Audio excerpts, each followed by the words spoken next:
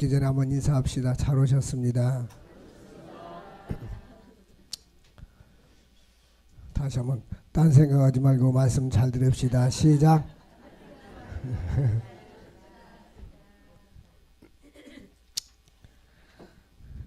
오늘 예수의 마음을 품으라. 따라서 합시다. 예수의 마음을 품으라. 빌립보서 2장 5절 보면 너희 안에 이 마음을 품으라 그랬는데 예수의 마음을 품으라. 근데 영어 성경에 보면은 예수님과 똑같은 태도를 가지라. 다른 말을 말하면 예수님처럼 살아라 그 뜻입니다. 따라서 합시다. 예수님처럼 살아라. 오늘 이런 말씀의 제목을 가지고 함께 말씀을 나누고자 합니다. 빌립보서 1장을 이 두 주간에 걸쳐서 강의를 했고 그 다음에 2장, 3장, 4장까지 한 주일에 한 장을 가지고 두 주씩 이렇게 쭉 강의를 하게 됩니다. 우리가 읽은 이 말씀은 2000년 전에 초대교회 성도들이 여기에 가사를 붙여서 곡을 붙여서 하나님께 찬양한 그런 내용입니다. 일본의 그 우치무라 간조라는 그 훌륭한 그 극작가가 있습니다. 그 사람은 우치무라 간조는 훌륭한 그 문학가인데요. 그가 우리가 예수를 믿는 이유라는 책에서 우리가 예수를 믿는 이유는 산을 피해 가기 위해서가 아니라 산에 오르기 위해서다라고 했습니다. 이 말씀은 신앙생활을 할 때에 산을 오를 준비가 되어 있지 않은 사람은 인생에 문제가 생기고 산이 생기면 낙심하고 주저앉는다는 것입니다. 그러나 인생에 신앙의 준비가 되고 갖춘 사람들은 어떠한 역경과 혼란과 고난과 어려움이 있어도 그 산을 오를 준비가 되어 있다는 것입니다. 바울은 빌립보 교인에게 어떠한 자세로 산에 오르면 신앙생활을 잘할 수 있는가를 보여주고 있습니다. 그 첫 번째는 그리스도인들은 같은 마음, 같은 사랑을 품어야 합니다. 우리 1절을 같이 읽겠습니다. 시작. 그러므로 그리스도 예수 안에 무슨 권면이나 사랑의 무슨 의로나 성령의 무슨 교제나 긍휼이나 자비가 있거든. 2절 읽겠습니다. 마음을 같이하여 같은 사랑을 가지고 뜻을 합하며 한 마음을 품어라. 대부분 그 이혼하는 사람들, 우리나라는 지금 이혼율이 OECD 국가 1위가 되었는데 왜 이혼하냐고 물으면 첫 번째 이유가 성격이 안 맞는다. 아니면 경제적으로 배우자가 무능하다. 근데 성격이 이야기를 많이 합니다. 근데 누구도 성격이나 가치관이 같을 수는 없습니다. 문제는 상대방을 나에게 맞추려고 하기 때문에 문제입니다. 중요한 것은 우리가 이제 예수님의 마음을 품으면 되는 겁니다. WHO 세계보건기구에서 4대 건강을 이야기했습니다. 이미 여러 번 말씀을 드렸지만 육체적인 건강, 정신적인 건강, 영혼의 건강, 영적인 건강, 그 다음에 인간관계의 건강입니다.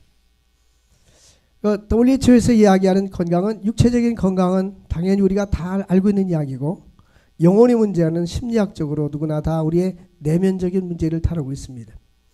그러나 영적인 건강은 우리들이 이야기하는 기독교인들이 이야기하는 그러한 영적인 건강을 이야기하는 것이 아니라 WHO에서 이야기하는 영적인 건강은 건강한 사람은 사회나 이웃에게 뭔가 가치 있는 이익을 남기고 유익을 주고 영향력을 끼친다. 그런 의미에서 영적 건강인 것입니다. 그들이 추구하는 것은 인도의 간디 수상이나 테레사 수녀 같은 많은 사람에게 감화를 주고 유익을 주는 그런 건강을 이야기합니다. 자신만을 위해서 사는 사람은 이런 영적 건강하지 않다는 거죠. 그런데 또 하나는 인간관계라는 것을 거기다 집어넣는 것은 특별한 의미가 있습니다. 우리가 인생을 살면서 건강하게 살려면 인간관계가 좋아야 합니다. 우리는 이 땅에 태어나면서부터 관계 속에서 살아갑니다. 어머니와의 관계, 아빠와의 관계, 어린아이는 이러한 관계 속에서 삽니다. 그래서 엄마와 아빠의 관계 속에서 사랑받지 못하고 정상적으로 자라지 못하면 이 아이는 커서 어른이 되었을 때도 그러한 어렸을 때 성장 과정에 그러한 많은 상처와 문제들이 어른이 되어서도 나타난다고 전문가들은 보고 있는 겁니다. 우리는 학교에 가면 선생님과의 관계, 직장에 가면 직장에서의 관계, 교회에 가면 교회와 교우들과의 관계인 것입니다. 성경은 신앙생활은 관계 회복을 말하고 있어요. 우리는 아담이 선악과를 따먹었을 때 하나님과의 관계가 깨졌습니다. 과거에는 에덴 동산에서 하와와 하나님을 섬기면서 재밌게 살았습니다. 선악과를 따먹은 후에는 이제는 에덴 동산에서 추방이 되었습니다. 그리고 무화과 잎을 엮어서 몸을 가리고 숨었습니다. 하나님이 묻습니다. 아담아, 네가 어디 있느냐? 하나님이 아담이 어디 있는지 몰라서 묻는 것이 아닙니다. 내가 부끄러워서 숨었나이다라고 대답합니다. 하나님과의 관계가 단절되니까 이제 부끄러움이 생기기 시작했고 하나님 앞에 낯을 들 수가 없었습니다. 하나님은, 사랑이 많으신 하나님은 인간의 범죄가 있음에도 불구하고 창세기 3장 15절에 타락한 이후에 이제 최초의 복음, 이제 너는 여자의 후손의 발꿈치를 상할 것이요 여자의 후손은 너의 머리를 상할 것이라는 십자가의 복음을 증거한 것입니다. 창세기 3장 15절은 예수께서 십자가상에서 사탄 마귀를 멸하고 또한 사탄 마귀 앞잡이했던 로마 군병들이 예수님을 십자가에 못 박는 사건을 연상하게 합니다. 그래서 창세기 3장 15절을 최초의 복음, 원시 복음이라고 말합니다. 예수님은 죄인된 우리들을 하나님과 관계가 깨어졌을 때에 관계를 회복시켜주기 위해서 이 땅에 오신 것입니다. 우리가 하나님과의 관계가 첫 번째로 잘 되어야 합니다. 그리고 인간관계가 잘 되어야 합니다. 그래서 성경은 너가 땅에서 매면 하늘에서도 맬 것이요 땅에서 풀리면 하늘에서도 풀릴 거라고 말씀합니다. 어떤 사람은 하나님을 잘 섬긴다고 하면서 인간관계가 잘못된 것은 하나님을 잘 섬기는 것이 아닌 것입니다. 반대로 어떤 사람은 인간관계를 너무 중요시하기 때문에 하나님 일을 통해시하고 하나님께 예배 생활도 하지 않는 그런 사람들이 있습니다. 그것 역시 잘못된 것입니다. 먼저 우리는 중요한 것은 하나님과의 관계가 1순위이고 그 다음에 이웃과의 관계가 2순위인 것입니다. 그래서 예수님께서 어느 날 제자가 찾아와서 우리에게 새로운 계명을 가르쳐 주십시오. 무엇이 최고의 계명입니까? 라고 말할 때 너는 마음을 다하고 뜻을 다하고 목숨을 다하여 여호와 하나님을 사랑하라. 그리고 네 이웃을 네 몸과 같이 사랑하라. 이것이 새 계명이다. 구약의 율법의 계명이 10계명이 있다면 신약의 새로운 계명은 사랑의 계명인 것입니다. 그렇기 때문에 성경에서 중요하게 이야기하는 것은 타락한 인간, 우리는 모두가 다 타락한 존재입니다. 아담이 하나님과 멀어지고 타락했을 때에 이것을 이제 죄가 들어왔어요. 근데 종교개혁자들은 완전 타락이라고 합니다. 전적인 타락. 우리 인간은 완전히 부패해져 있다. 그래서 로마서 1장에 보면 전적으로 타락한 인간의 모습을 우리가 볼 수 있습니다. 수십 가지 타락된 인간의 모습을 쭉 나열하고 있는데 신학자 베트너는 날개 부러진 새가 이쪽 나무에서 저쪽 나무로 건너갈 수 없는 것처럼 죄인된 우리는 스스로 하나님께 구원의 길을 찾아갈 수 없다는 겁니다. 오직 예수 그리스도를 통해서만이 하나님께 나아갈 수가 있는 것입니다. 그러면 로마서 3장 23절에 보니까 모든 사람이 죄를 범하였음에 하나님의 영광에 이르지 못하였더라. 한 사람도 예외가 아닙니다. 모든 사람들은 죄성을 가지고 있는 사람들인 것입니다. 로마 3장 10절에 의인은 없나니 단 한 사람도 없다라는 것입니다. 이와 같이 하나님으로부터 멀어진 인간들을 구원하기 위해서 하나님은 예수님을 보내주시고 로마서 5장 10절에 보면 바울은 우리가 하나님과 원수 되었을 때에 그 아들 예수 그리스도의 죽으심으로 말미암아 하나님께 화목해 되었느니라. 예수님은 죄인된 인간과 하나님 사이를 십자가에서 죽으심으로 화목해 하셨습니다. 화목해 하는 희생제물을 주신 거예요. 그래서 고린도후서 5장 17절 보면 누구든지 그리스도 예수 안에 있으면 새로운 피조물이라 이전 것은 지나갔을 때 보라 새 것이 되었도다. 18절에 보면 그러므로 우리를 하나님께서 우리로 하여금 화목제물로 화목해 하기 위해서 우리를 부르셨다고 말씀했습니다. 구원받은 우리들은 예수님이 십자가에서 화목제물이 된 것처럼 우리를 또 화목해 하는 사람이 되어야 하는 것입니다. 성 프란시스는 이런 기도를 했습니다. 주여 나를 평화의 도구로 써주소서. 미움이 있는 곳에 사랑이, 분열과 다툼이 있는 곳에 일치가 있게 하여 주옵소서. 우리는 이러한 기도를 드려야 합니다. 어디를 가든지 주여 나를 평화의 도구로 사랑의 도구로 써 주소서. 로마서 5장 8절 보면 그리스도께서 우리 위해서 죽으심으로 하나님께 대한 자기의 사랑을 확증하셨다. 하나님이 우리를 사랑하는 것을 보여줘야 되는데 어떻게 보여주셨느냐? 독생자를 십자가에 죽으심으로 그 사랑을 보여준 것입니다. 어떤 사람은 여보 나 사랑해? 아내가 남편에게 물었어요. 남편이 그건 꼭 말로 해야 돼? 따라서 합시다. 말로 해야 됩니다. 행동으로 보여줘야 됩니다. 그런데 왜 이렇게 현찬에 따라서 한국말 하는데 못하 영어로 할까요? 따라서 합시다. 말로 해야 됩니다. 행동으로 해야 됩니다. 그러니까 유대 랍비 문학에서는 사랑하는 자에게 사랑의 증거에서 장신구를 줘라. 여자들은 거는 걸 좋아하잖아. 귀걸이, 코걸이, 목걸이, 뭐 반지 뭐 거는 걸 좋아해. 우리 같은 경우는 그 불편하잖아요. 걸면 이게 세수하기도 불편하고. 근데 어쨌든 좋아한다면 사랑하는 증거를 보여줘야 돼요. 그 뭐 스페인제가 아니면 뭐 이태리제나 로마제나 뭐 일제가 아니면 길제라도 길에서 파는 거 개복역 앞에. 근데 뭔가 사람이 이 증거가 있어야 돼. 사람이 표현을 잘 못해요. 우리는 표현할 줄 알아요. 근데 하나님께서는 사랑의 표현을 독생자인 예수님을 이 땅에 보내주셔서 십자가에 죽기까지 너희를 위해서 예수님이 십자가에서 죽으셨다. 저 어떤 분이 찬양 인도하는데 그 멘토에 이런 얘기를 해요. 지구상에 다 아무도 없고 당신 한 사람만 있다 할지라도 하나님은 당신을 구원하기 위해서 당신 한 사람 구원하기 위해서 예수님을 십자가에 못 박으셨을 것이다. 그러니까 예수님이 우리를 사랑하시는 거. 저는 그 단기 선교 동남아 지역에 하면은 몇 장 부를까 부를 것도 없어. 예수 사랑하시면 무조건. 그 사람들은 우리 말을 못 알아들어요. 그래도 박수 치면서 좋아요. 우리가 예수 사랑하시면 거룩하신 마실지 날 사랑하심 성경에 써있네. 이 성경은 하나님의 사랑 이야기로 가득 차 있는 거예요.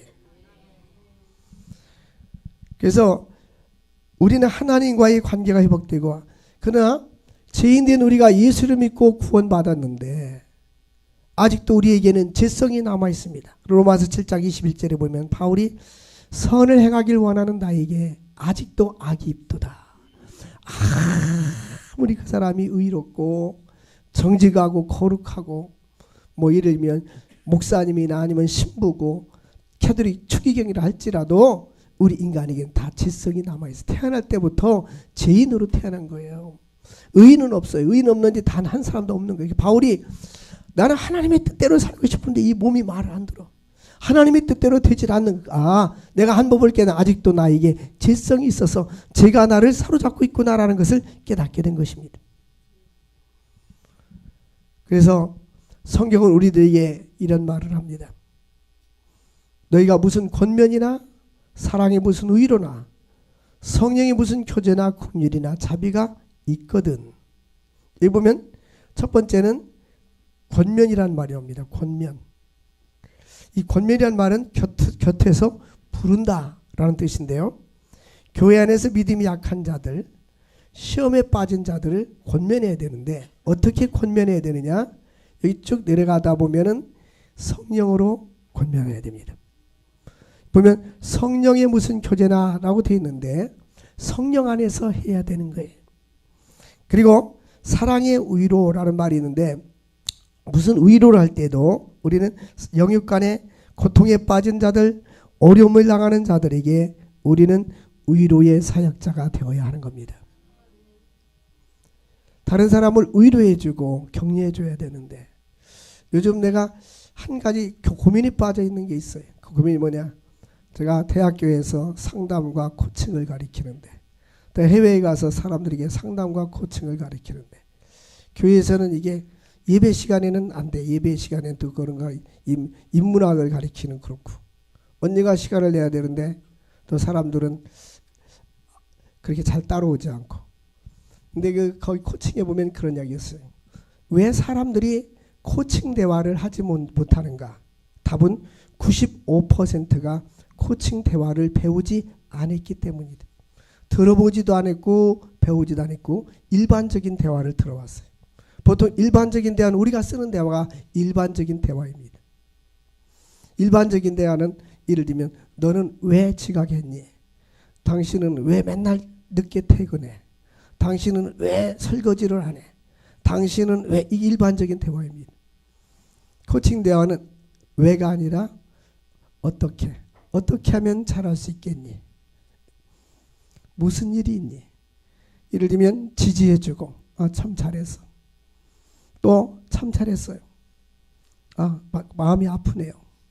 괜찮아. 힘내세요. 실수할 수 있어요. 1500m 스케이트 타다가 1등 갈 줄 알았는데 넘어졌어요. 그럴 수도 있어요. 다음 기회를 바라서. 이게 격려와 위로를 주는 게예요. 우리의 삶 속에서 여기 보면 무슨 위로나 성령의 무슨 교제나 또 보면 이 교제도 있는데 일반적인 교제와 성령의 교제는 다릅니다. 일반적인 교제는 예수님이 없는 교제, 하나님의 성령이 없는 교제는 세속적이고 타락된 문화 속에서 살게 됩니다. 그러나 이 성령의 교제는 믿음 안에서 하는 교제인 것입니다. 하나님의 뜻 안에서 교제하는 것이 힘인 것입니다. 어떤 사람들은 자기들끼리 모여서 교회 다니는 사람끼리 모여서 성령의 교제가 아닌 그런 모임들은 세속 문화에 빠져버려 버립니다. 그래서 안 믿는 사람처럼 똑같이 행동하고 똑같이 마시고 똑같이 누리고 그럽니다. 거기에는 예수님이 계시지 않는 거예요. 근데 성경은 성령의 교제를 하라는 거예요. 성령의 교제의 의미는 뭐냐면 하나님이 기뻐하는 성령 안에서의 교제를 의미하는 것입니다. 성령의 교제나 긍휼이나 1절에 이 긍휼이라는 단어는 하나님께서 우리에게 긍휼을 베푸셨다고 할 때 용서할 수 없는 죄인을 용서해 주시는 하나님의 사랑을 긍휼이라고 합니다. 이 긍휼 속에는 용서받지 못할 죄인은 아무도 없고 용서하지 못할 죄도 아무도 없는 것입니다. 성경 속에 보면 우리 주님께서는 가늠하다 현장에서 잡힌 여인도 우리 주님은 용서해 주시고 십자가상에서 강도를 용서해 주셨어요.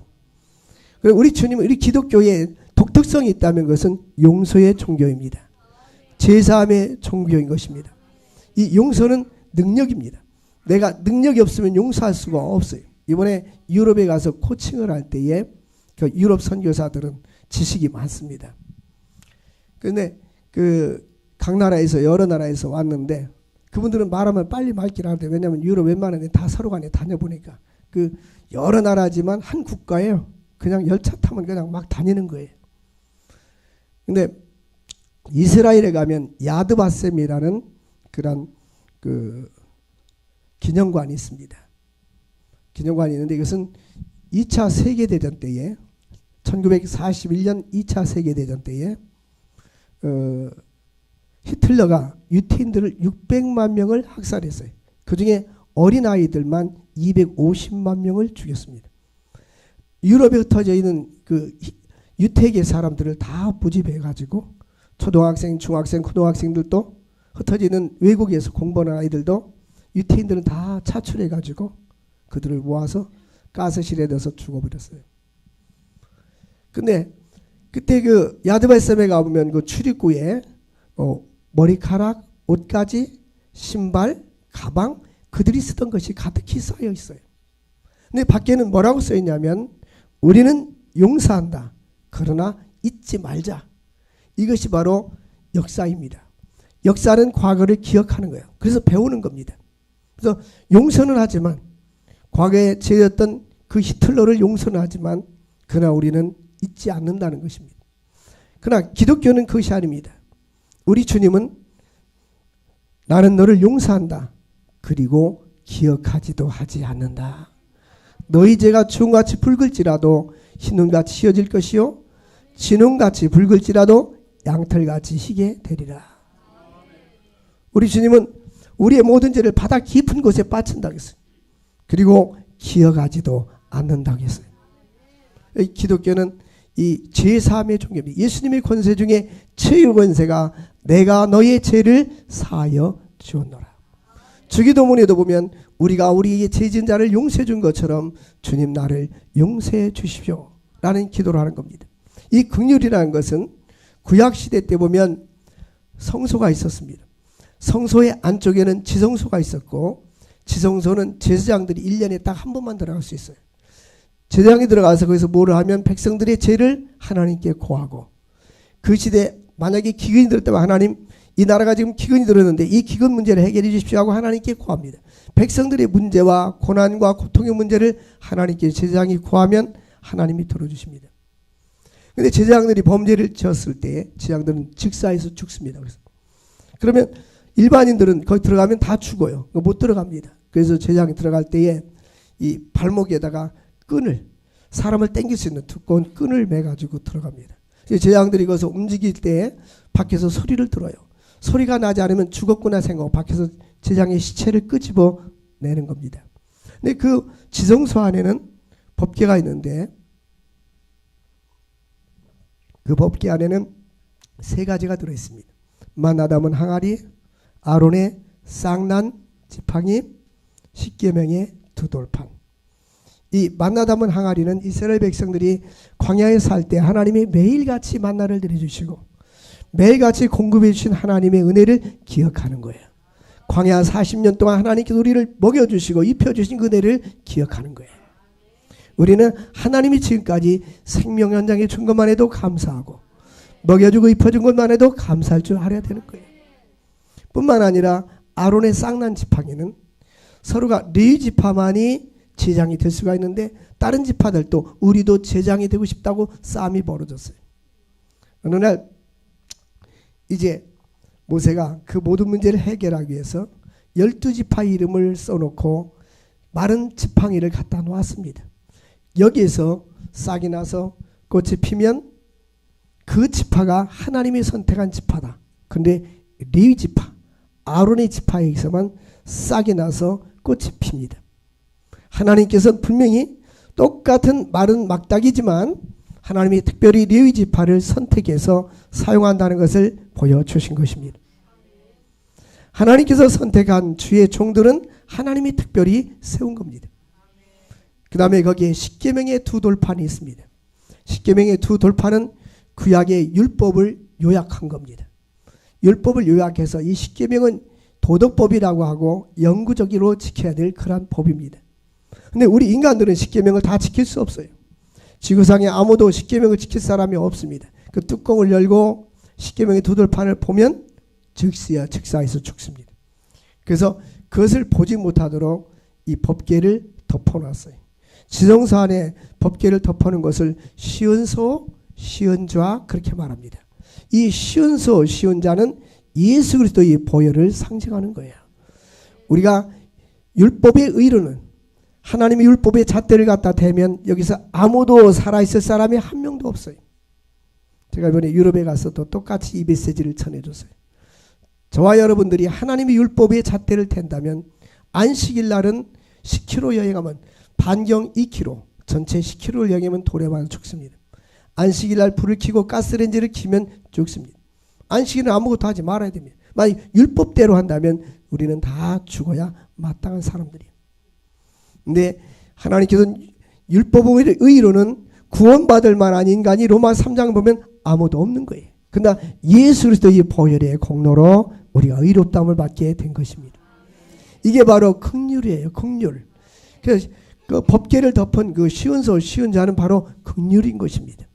오늘도 하나님의 긍휼 때문에 우리가 살아있어요. 하나님 편에서 우리 인간의 긍휼이라고 할 때 그런 것이고, 인간이 인간에 대한 긍휼은 연약한 자, 약한 자, 힘없는 자, 또한 실수하고 범죄한 자들을 우리가 자비를 베풀어 주시고 불쌍히 여기는 마음을 갖는 것이 바로 긍휼인 것입니다. 우리가 하나님 앞에 긍휼을 입었다면 우리는 긍휼의 능력을 갖춰야 되는 것입니다. 그 다음에 자비가 있거든 그랬습니다. 자비는 약한 자를 돌보는 마음, 선한 일을 하는 손길을 우리가 자비라고 말합니다. 그런데 이런 일을 할 때 우리가 2절에 보면 마음을 같이 하라는 것입니다. 중요한 것은 우리가 마음을 같이 해야 됩니다. 아무리 돈이 많고 사회적인 지위가 있다 할지라도 만약에 부부간에 마음이 같지 않다면 그 가정은 행복하지 않습니다. 중요한 것은 콩나물 장사를 해도 부부간에 마음을 같이 한다면 행복한 것입니다. 성경은 한 마음을 가져라. 마음을 같이하여 사랑을 가지고 라고 합니다. 보통 상담학에서도 공감이라는 이야기를 많이 쓰는데 이 코칭에서는 공감이라는 이야기를 아주 많이 씁니다. 코치를 받은 고객에게 그 마음 밑에 엘리베이터 지하층까지 내려가서 그 마음을 100% 충분히 이해해 주라는 것입니다. 그리고 이건 전문적인 용어인데 에포케, 상대방에 대해서 판단을 중지하라. 에포케라는 단어를 씁니다. 그리고 에고리스란 전문적인 용어를 쓰는데 에고리스, 에고는 내 중심인데 리스란 말은 아니라는 뜻이잖아요. 스탠, 리스. 근데 이 리스란 말은 아니라는 뜻인데 내 중심이 아닌 말, 내 중심이 아닌 생각을 가지고 사람을 대해야 훌륭한 코치가 될 수 있다. 우리는 모든 사람들이 내 중심, 에고이스트, 자기중심적인 삶을 삽니다. 우리는 그리스도인들은 예수님처럼 타인의 중심이 돼야 되는 거예요. 그래서 같은 마음을 품고 같은 사랑을 가지고 뜻을 합하여 한 마음을 품어라. 가정에서도 예수 안에 하나가 되시고 교회에서도 하나가 되시고 직장에서도 하나가 될 수 있기를 바랍니다. 그래서 일치를 이루어 나가라고 말씀하고 있습니다. 그래서 로마서 5장 5절 보니까 우리에게 주신 성령으로 말미암아 하나님의 사랑이 우리 마음에 부음받습니다. 죄인된 우리가 구원받은 것은 하나님의 사랑이 부음받았다는 것은 이 바켓에다 물을 가득 채워가지고 들러붙듯이 하나님께서 우리의 사랑을 흠뻑 주어서 예수 그리스도의 십자가의 사랑으로 우리가 구원을 받았다는 거예요. 그러니까 하나님의 사랑을 생각하면 얼마나 감동스러워요. 하나님의 사랑을 내가 간직한다면 영혼을 사랑하는 마음이 있어야 돼요. 인도에 전도 집회 갔을 때도 새가족들이 많이 예수 믿고 구원받았는데 이번에 유럽은 새가족이 아니고 선교사님들 집회하니까 그분이 그래 한 이스라엘 여자 선교사님이 목사님 강의와 간증을 들으면서 영혼을 사랑하는 마음에 내가 감동을 받습니다. 우리 주님은 한 영혼을 온천하보다도 귀하게 여겼어요. 한 영혼을 온천하보다 하나님은 우리를 사랑해서 하나님의 사랑을 갖다가 부어드려 주신 것입니다. 그리스도의 사랑이 나를 강권하는도다. 예수를 믿으면 변화가 일어나됩니다. 무슨 변화입니까? 내 마음속에 하나님을 사랑하는 마음이 싹 트기 시작합니다. 아직도 내 마음속에 하나님을 사랑하는 마음이 없다면 그것이 구원받았는지 회심이 되었는지 이것은 의심스러운 거예요. 예수 믿고 나면 주 예수 내 마음에 들어와 계신 후 변하여 새 사람 되고 예수를 믿고 나면 내가 변화되는데 어떤 변화냐면 하나님에 대한 사랑이 싹트게 되고 사람에 대한 사랑이 싹트게 되는 거예요. 그리고 같은 마음 같은 사랑을 가지고 뜻을 합하여 한 마음을 품어라. 그리고 각각 자기 3절 아무 일이든지 다툼이나 허영을 하지 말고 오직 겸손한 마음으로 각각 자기 몸보다 남을 낮게 여겨라. 우리 그리스도인들은 교회 일치를 위해서 아름다운 덕목을 갖춰야 됩니다. 아름다운 덕목을 갖춰야 되는데 특별히 다투지 말아라. 바울은 디모데에게 마땅히 주의 종은 다투지 아니하고 라고 말했습니다. 이 다툼은 유익이 없습니다. 또 허영으로 하지 말고 허영은 교만한 마음, 부푸는 마음, 자랑하는 마음을 가져가지 말고 자기 얼굴을 내설라고 주의하지 말라는 것입니다. 오직 겸손한 마음으로 각각 자기보다 남을 낮게 여기라. 이 앤드류 머레이는 물이 낮은 곳에 고이듯이 하나님의 은혜와 축복은 낮은 곳에 고인다. 그래서 이 성경 보면 하나님은 겸손한 자를 들어서 사용합니다. 하나님은 교만한 자를 싫어하십니다. 그리고 자기보다 남을 낮게 여기라. 저 사람이 나보다 객관적으로 볼 때 나은 게 아무것도 없어. 그런데 성경은 나보다 그 사람을 더 훌륭하게 낮게 여기라는 거. 어떻게 할 수 있을까요? 그것은 신학적으로 성경적으로 기독교적인 세계관으로 이 사람은 하나님의 형상대로 지음받은 하나님의 걸작품이다. 이렇게 보라는 거예요. 내가 박사학위를 받았는데 저 사람은 학사도 없어. 예를 들면 나는 사회적인 지위가 이렇게 높은데 저 사람은 없어. 그런 게 기준이 아닌 거예요. 나는 교회에서 직분이 목사인데 저 사람은 집사. 그런 기준이 아니라 어떻게 상대방을 인격적으로 존중하면 하나님께서 지으신 하나님이 만든 새로운 피조물이고 하나님의 형상대로 집은 결작품. 루이스 벌코퍼라는 사람은 우리 인간은 하나님의 걸작품, 최고의 걸작품. 지구상의 해와 달과 별과 우주 만물을 만들었는데 인간이 최고의 하나님이 만든 아름다운 걸작품이고 아름다운 솜씨라고 말씀하고 있습니다. 그럼 우리는 그런 의미에서 귀중하게 봐야 되는 거예요. 자녀들 가운데에 지체 부자유자가 있는 사람이 있을 수 있어요. 우리 주변에 그런 사람들 많이 봅니다. 그런 분들은 공부를 잘하든 뭐든 그걸 떠나서 건강하게 살아주기만 해도 아니면 그냥 오랫동안 같이만 있어주는 것도 고마워합니다. 우리들은 하나님의 은혜를 받은 것이 너무나 크기 때문에 깨닫지 못하고 더 많은 것을 달라고 하고 요구합니다. 하나님 우리에게 구원 주신 것만 해도 이미 우리는 다 받았어요. 저 영원한 천국은 이 땅에 비교할 수 없는 많은 것을 누리게 하는 것입니다. 그 하나님 나라를 바라보면 우리는 행복하게 살아야 됩니다. 왜? 예수가 우리 안에 계시고 하나님 나라가 우리 안에 계시기 때문인 것입니다. 각각 자기 일을 돌볼 뿐더러 다른 사람의 일을 돌아보아 나의 기쁨을 충만하게 하라. 우리는 자신의 일을 자신의 직분을 먼저 감당하고 다른 사람의 일을 돌봐줘야 하는 것입니다. 로마서 12장 10절 보면 형제 사랑하여 서로 위하고 존경하기를 서로 먼저 하라. 어떤 사람은 그 사람은 나를 봐도 인사를 안 해. 쫓아가서 인사하면 되는데. 올해 우리 그 신학생들 1박 2일 세미나 갔는데 나한테 강의를 안 든 사람들은 내가 가끔 내 제자가 아니야 지금. 근데 한 사람은 목사님 교수님 학교에서 몇 번 봤는데 왜 인사를 안 받으세요? 근데 나는 뭐 생각이 안 나요. 왜냐면 나한테 강의 듣지 않은 사람은 얼굴이 익숙하지 않으니까 그 사람이 인사를 나한테 했는 건지 안 했는 건지 바로 앞에 코앞에서만 나본 줄 알지만 다른 교수한테 했는데 뭘 느끼잖아요. 그동안 내가 잘 못 얼굴이 정확히 인식이 안 돼서 내가 못 느껴서 미안하다고 내가 그랬어요. 다음부터는 내가 주의를 기울이겠다고 그랬는데 어쨌든 서로 존경하기를 서로 뭐 하라고요? 먼저 하라. 서로 존경하기를 먼저 하라.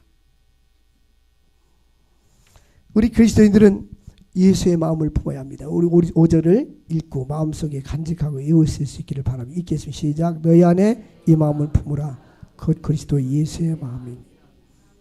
언젠가는 우리 그 목사님들 모임이 있을 때 그냥 간단한 모임이었어요. 제가 설교를 하게 됐는데 빌립보서 2장 5절 말씀을 읽었어요. 봉독하고 나서 제목은 예수의 마음을 품자. 그 다음에 설교는 예수의 마음을 품읍시다.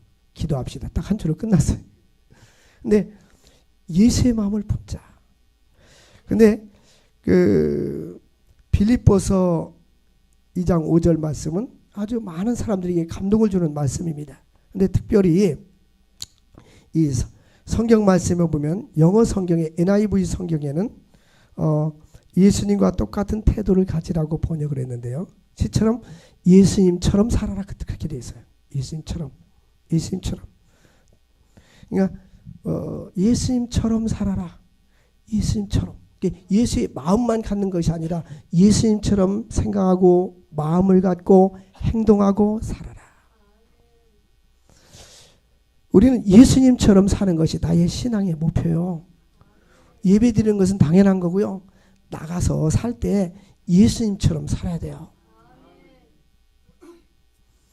우리 주일학교 다닐 때 예수님의 마음은 고요한 연목. 그런데 우리는 그런 기도를 하나님 예수님처럼 살게 해주세요. 예수님의 마음을 갖게 해주세요. 왜 저 사람이 잘못됐지? 그게 아니라 만약 잘못됐다면 하나님 저 사람 긍휼히 주세요. 왜 저렇게 뿐이 행동할 수 없나요? 이런 마음을 가져야 되는 거예요. 마태복음 7장 29절 보면 수고하고 무거운 짐 자들아 다 내게로 오라. 내가 너희를 쉬게 하리라. 나는 마음이 온유하고 겸손하니 나의 멍에를 메고 내게 배워라. 예수님께 배우란데 예수님께 수학을 배우고 역사를 배우고 과학을 배우는 게 아니라 온유하고 겸손하신 예수님의 품성, 예수님의 인격, 예수님의 삶을 배우라는 거예요. 6절 말씀을 이렇게 예수님은 뭐를 배웠냐 구체적으로 6절을 보니까 그는 하나님과 동등이었어요. 근데 하나님과 동등될 것을 취할 것이 여기도 아니하고 종의 형체로 이 땅에 사람의 모습으로 마국간에 태어나시고 낮아졌어요. 신학적으로 해서 예수님의 낮아지심이라고 합니다. 하늘 높은 모자에서 이 땅으로 낮아지셔서 오신 거예요. 바다 끝까지 낮아지면 더 이상 낮아질 데가 없어요. 올라가려고 하면 자꾸 떨어집니다. 그리고 사람의 모양으로 나타나서 자기를 낮추시고 죽기까지 복종하시고 십자가에 죽으셨어요. 십자가에 죽기까지 낮아지시고 죽으신 것입니다. 이러므로 하나님이 그에게 어떤 축복을 주셔서 지극히 높여 모든 이름 위에 뛰어난 이름을 주셨어요. 낮을 때 하나님은 높여주시는 거예요. 하늘에 있는 자들과 땅에 있는 자들과 땅 아래에 있는 자들로 모든 무릎을 예수 이름에 꿇게 하셨어요. 그리고 11절 보면 모든 입으로 예수 그리스도를 주라고 시인하게 하셨습니다. 모든 이름을 뭐라고 시인하게 했어요? 지구상의 모든 사람을 예수님을 주라고 부르게 하신 것입니다. 우리 주님은 신성을 가지고 똑같은 하나님이라 죽은 나사로를 살리시고 해당장 딸을 고치시고 5,000명을 먹이고 보리떡 5개와 물고기 2마리 가지고 5,000명도 먹고 남는 그런 능력을 가지고 계셨습니다. 그럼에도 불구하고 그분은 사람의 모습으로 이 땅에 오시고 허리에 수건을 동이고 제자들의 발을 씻으셨어요. 내가 선생이 되어서 너희들이 발을 씻은 것처럼 너희들도 이와 같이 하라고 말씀했어요. 바울 사도도 내가 그리스도를 본받은 자가 된 것처럼 너희는 나를 본받는 자가 되어라. 우리는 자녀들에게 최고의 부모는 어떤 부모입니까? 모범을 보여야 합니다. 말로가 아니라 행동입니다. 말로 전달된 통계학에 의하면 말로 전달되는 것은 30%라고 합니다. 그러나 표정이나 행동으로 전달되는 것은 70%라고 합니다. 그 코칭에서는 우리나 말보다는 그 사람의 마음속에 가지고 있는 것을 표정이나 행동이나 느낌으로 말하는 것입니다. 우리 주님은 우리가 말하는 것보다 나의 행동, 나의 삶 이것을 더 중요하게 생각하는 것입니다. 사랑하는 성도 여러분들, 빌립보 교인들에게 주는 바울사도 빌립보서 2장 1절에서 11절 말씀은 초대교회 교인들이 이 말씀을 대로 살려고 연상하면서 마음에 깊이 간직하고 찬송과 곡을 붙여서 늘 찬양을 했습니다. 오늘도 우리는 이 말씀 앞에 자신을 돌아보고 이 말씀대로 살아갈 수 있기를 주의 이름으로 축원합니다. 나 무엇과도 주님을 바꾸지 않으리. 우리 함께 찬양합시다.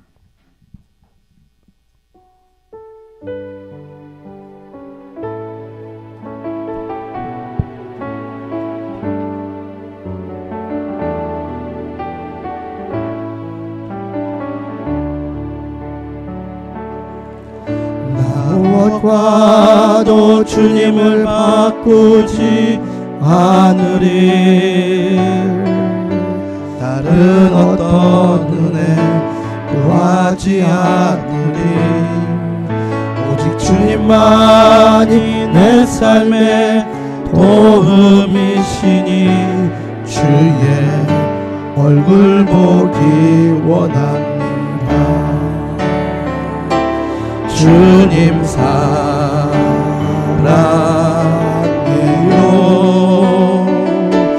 온 마음과 정성 다해 하나님의 신실한 친구 되기 원합니다. 주님 사랑해요. 주님 사랑해요.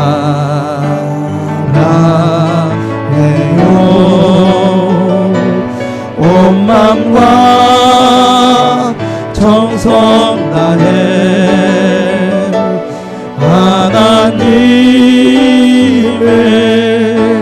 신실한 친구 되기 원합니다. 우리 주여 부르짖고 예수님처럼 살게 해달라고 기도합시다. 주여 주여 주여 거룩하신 하나님 아버지, 우리의 나약함과 우리의 약함을 불쌍히 여기시고 긍휼히 여겨 주옵소서. 하나님 아버지, 즐기신처럼 살아가게 하여 주옵소서. 예수님을 닮게 하여 주옵소서. 하나님 아버지, 예수님의 마음을 품게 하여 주옵소서. 예수님의 그 겸손하심과 예수님의 그 온유하심과 원수를 사랑하고 십자가에서 죽으신 그리스도의 대속의 은혜를 기억하며 살아갈 수 있는 저들 될 수 있도록 은혜와 축복하리워 주옵소서. 아버지, 놀라우신 주의 노라 함께 하여 주셔서 아버지께 영광 돌리게 하시고 하나님의 거룩한 뜻을 이루어나갈 수 있도록 은혜와 축복하리워 주옵소서. 오 주의 영광 받아주셔서 하나님의 거룩한 뜻을 이루어질 수 있도록 오직 역사하여 주옵소서. 우리를 긍휼히 여주옵소서. 우리를 불쌍히 여기시고 말씀 안에 갈 수 있는 저에게 해줄 수 있도록 오직 역사하여 주옵소서. 예수님의 이름으로 기도합니다. 아멘. 400